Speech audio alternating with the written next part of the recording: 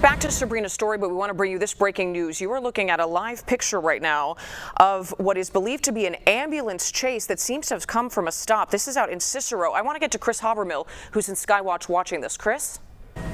This was ambulance 15 from the town of Cicero. It was stolen from Loretto Hospital, and in the last few minutes has been taking officers on a wild pursuit. They actually caught up with this ambulance once in traffic over at Jackson and Central. Then the ambulance, the person who got in there, you could see that there's just a tremendous amount of officers that are basically piled on top of this guy that they just took out of the ambulance here. Make sure that this doesn't happen again. It was Jackson and Central that they confronted the driver that got into the ambulance without authorization, and that individual barricaded themselves in there, refused to come out, and took off. Officers then had several of their squad cars rammed by this ambulance. You can see the heavy damage here. Literally, the collision happened just before he came to us, ran into a civilian car in traffic, also hit a squad car, spun a squad car around. There's debris all over the place here. But the individual, you can see the open side door has been taken out of the ambulance there.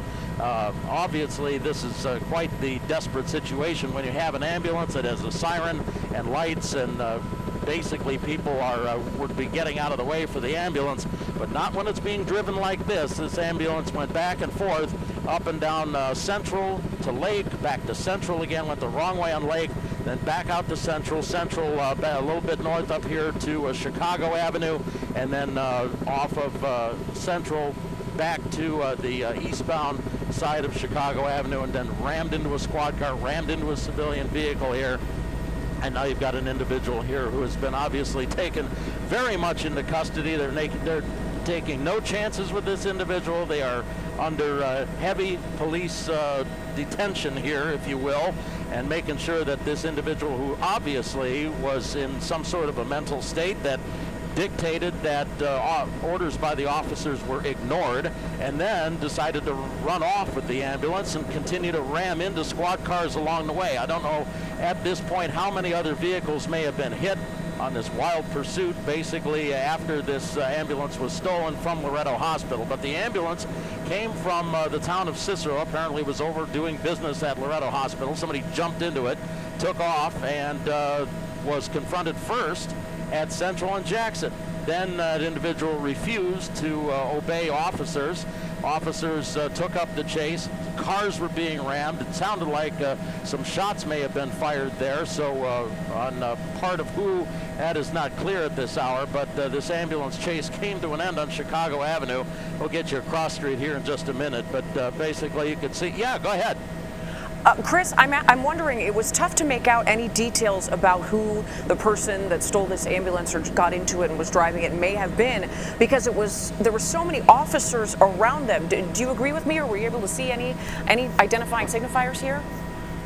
I was looking hard, but they were making sure that this individual wasn't going to get in anything else. Right. They obviously were basically unpredictable enough to jump in a fully marked ambulance and not pay attention to officers. So when dozens and dozens, literally, of officers responded into the scene from all directions, they really did not want this ambulance to get any further in here.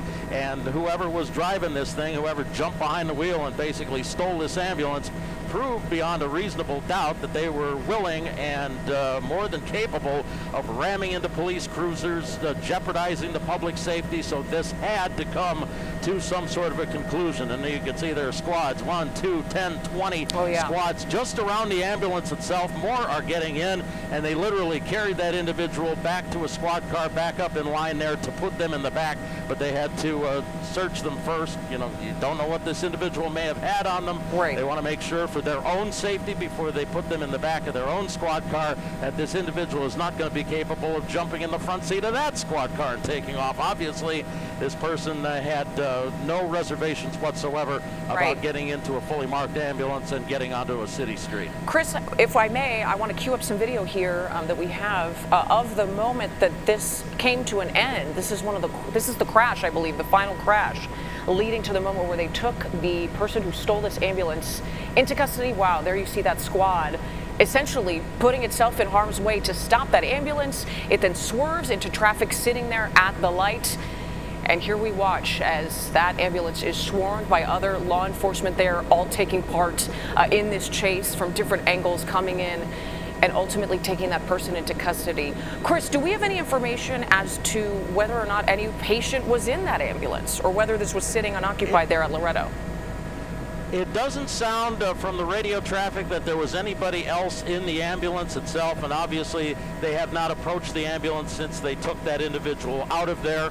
So as you can see here back live again, that there's nobody basically going into the ambulance to check on anybody back there. So I would assume, and that's just an assumption on my part, that nobody else was in the ambulance. Don't know if perhaps there might have been somebody else. Somebody may have gotten into the ambulance with the driver and gotten out upstream from this. That might have been a party to actually taking the ambulance itself. But we do know that one is obviously very thoroughly in custody. We're going to have fire and EMS come in here because that was a hard hit, and there's a driver there that officers are concerned about that individual as well. So that's why they're gathered around the door of that civilian vehicle that was hit by the ambulance after it glanced off of that squad car that basically, as you say, put itself in harm's way to make sure that that ambulance was going to go any further.